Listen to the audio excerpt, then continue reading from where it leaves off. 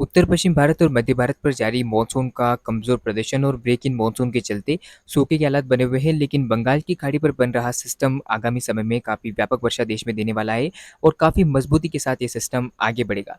नमस्कार, आप सभी किसान साथियों का पुनः स्वागत है इस चैनल पर। और बंगाल की खाड़ी पर बनने वाले सिस्टम को लेकर लेटेस्ट अपडेट का बुलेटिन आप देख रहे हैं। और बंगाल की खाड़ी पर एक नहीं बल्कि अब दो दो सिस्टम के फॉर्मेशन की संभावनाएं नजर आ रही है। लेकिन जैसा कि आप जानते हैं कि पहला सिस्टम 14 और 15 अगस्त के आसपास बनेगा, जो कि काफ़ी इंटेंसिफिकेशन के साथ उत्तर-पश्चिम दिशा में आगे बढ़ेगा। और अगस्त महीने का ये पहला सिस्टम होगा जो कि काफ़ी ज़्यादा इंटेंसिफिकेशन करेगा। उसके तुरंत बाद लगभग ये जब ये सिस्टम आगे बढ़ता हुआ खत्म होने लगेगा, उसके बाद बंगाल की खाड़ी पर एक और नया सिस्टम बनेगा, जो कि संभावना है कि अगस्त महीने का दूसरा सबसे प्रभावी और शक्तिशाली सिस्टम हो सकता है। यानी कि एक बड़े हिस्से में वह सिस्टम काफ़ी भीषण बारिश देता हुआ आपको नजर आएगा। तो चलिए जानते हैं कि दोनों ही सिस्टमों को लेकर क्या कुछ अपडेट आया है। लेकिन उससे पहले आप सभी से निवेदन रहेगा कि अगर आप चैनल पर पहली बार आए हैं और अभी तक आपने इस वीडियो को लाइक नहीं किया है, चैनल को सब्सक्राइब नहीं किया तो कर लीजिए और बेल नोटिफिकेशन को भी ऑन करना ना भूलें। अब आप स्क्रीन पर देख सकते हैं कि लगभग 15 अगस्त के आसपास सिस्टम डिप्रेशन का रूप लेकर उत्तरी आंध्र प्रदेश के भागों में और उससे सटे हुए उड़ीसा को कवर करता हुआ आपको नजर आएगा। और फिर संभावना है कि सिस्टम थोड़ा उत्तर पश्चिम दिशा में आगे बढ़ेगा और उत्तरी महाराष्ट्र के भागों पर यानी कि नागपुर समेत आसपास के हिस्सों पर यह सिस्टम पहुंचेगा। और इस बीच आप देख सकते हैं कि काफी भीषण बारिश देता हुआ आपको नजर आएगा। हालांकि आप देख सकते हैं कि किस तरह से 17 अगस्त के आसपास ये सिस्टम जो है वो दक्षिणी पश्चिम मध्य प्रदेश को प्रभावित करता हुआ गुजरात की ओर बढ़ेगा और धीरे-धीरे खत्म हो जाएगा। लेकिन जैसे ही वो सिस्टम खत्म होगा, उसके तुरंत बाद आप देख सकते हैं कि बंगाल की खाड़ी के ऊपर 18 और 19 अगस्त के बीच में एक निम्न दबाव का क्षेत्र बनेगा। और ये सिस्टम पहले बंगाल की खाड़ी पर तो मजबूत नहीं होगा, लेकिन जैसे ही सिस्टम मध्य भारत की ओर आगे बढ़ेगा तो संभावना रहेगी इसके मजबूत होने की और अरब सागर से इसको सपोर्ट मिलेगा, जिससे उम्मीद और संभावना है कि ये सिस्टम मध्य महाराष्ट्र के ऊपर इंटेंसिफिकेशन करेगा।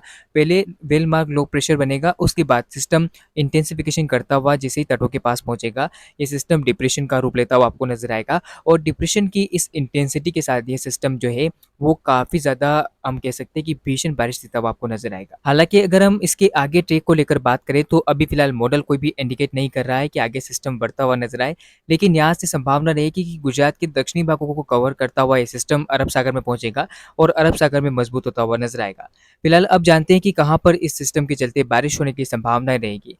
तो आप स्क्रीन पर देख सकते हैं कि भारी बारिश की गतिविधियां इस बीच में आपको उड़ीसा से लेकर पश्चिम बंगाल तक के तटों पर नजर आएगी, क्योंकि ये सिस्टम 18 और 19 अगस्त के आसपास उड़ीसा के तटीय इलाकों के आसपास निम्न दबाव के क्षेत्र में आगे बढ़ेगा। और इस बीच आप देख पाएंगे कि भारी बारिश की गतिविधियां आपको देश के एक बड़े हिस्से पर नजर आएगी। संभावना है कि 18 और 19 अगस्त के बीच में लगभग उड़ीसा, छत्तीसगढ़ से लेकर मध्य महाराष्ट्र, विदर्भ से लेकर उत्तरी आंध्र प्रदेश के भागों में और मध्य प्रदेश के दक्षिण पश्चिमी इलाकों में काफी भारी बारिश होती हुई आपको नजर आएगी।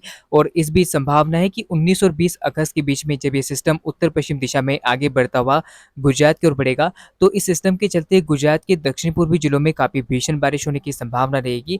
और महाराष्ट्र के भी उत्तरी भागों में काफी व्यापक बारिश देता हुआ आपको नजर आएगा। कुछ इलाकों में बाढ़ के हालात भी विकसित होंगे, तो इसमें आपको सावधान रहने की आवश्यकता रहेगी। दक्षिण पश्चिम मध्य प्रदेश के ऊपर भी इस सिस्टम के प्रभाव के चलते काफी अच्छी बारिश होने की संभावनाएं नजर आ रही है। तो ये सिस्टम अब संभावना है कि यहाँ पर यानी कि गुजरात के ठीक ऊपर से होता हुआ अरब सागर में पहुंचेगा। हालांकि ये सिस्टम कितना ज्यादा मजबूत होगा और क्या चक्रवात बनेगा, इसको लेकर जल्दी आप तक अपडेट पहुंचाऊंगा और अगले वीडियो में बात करेंगे। फिलहाल आप सभी को बता दूं कि आप देखिए कि जब ये सिस्टम आगे बढ़ेगा और देश में व्यापक बारिश देता हुआ नजर आएगा, उस बीच संभावना रहेगी कि उड़ीसा, छत्तीसगढ़, मध्य प्रदेश के एक बड़े हिस्से में काफी अच्छी बारिश होगी और भीषण बारिश की आशंका महाराष्ट्र के ऊपर रहेगी और गुजरात के भी दक्षिण पूर्वी जिलों में बाढ़ के हालात आपको बनते हुए नजर आ सकते हैं, जिससे आपको सावधान रहना होगा। और महाराष्ट्र के लिए तो मौसम विभाग जल्दी चेतावनी भी जारी कर सकता है। तो इस समय आने वाली गतिविधियां काफी व्यापक तौर पर देश को प्रभावित कर सकती है। मानसून को एक बड़े क्षेत्र में सक्रिय करने में मदद करेगी और सूखेग्रस्त क्षेत्र जिसमें महाराष्ट्र, मध्य प्रदेश के दक्षिण पश्चिमी जिलों में और साथ ही साथ गुजरात के भी अधिकांश भागों में जहां पर इस समय फसलों को नुकसान हो रहा है और सूखी फसलें अभी दिखाई दे रही है, तो इस समय वो दौर खत्म होगा और काफी व्यापक बारिश होती भी नजर आएगी। तो ये था सिस्टम को लेकर छोटा सा अपडेट। फिलहाल इस वीडियो में इतना ही। लगातार चैनल के साथ जुड़े रहेगा। धन्यवाद।